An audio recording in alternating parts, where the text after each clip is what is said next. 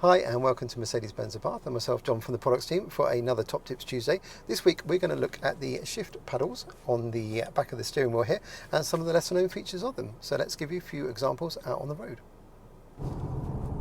Okay, so we're currently driving the GLA Diesel, and basically what I'm going to do now is switch it to manual with a downshift on the left paddle, and then I can upshift again and you'll see it's changing accordingly.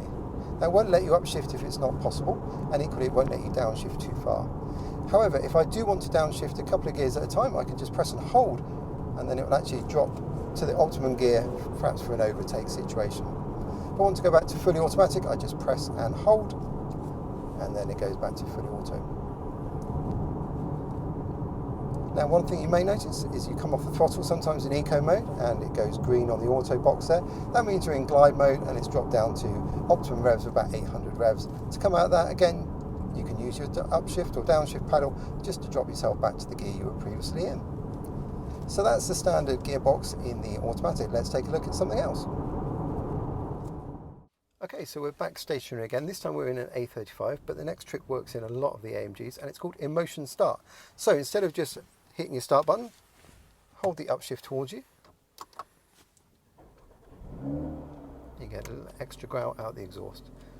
Top little tip there, just for a bit of fun. Okay, so we're moving on now to the electrics and the hybrids, just to show you the difference then between the actual gear shift paddles and the regeneration modes.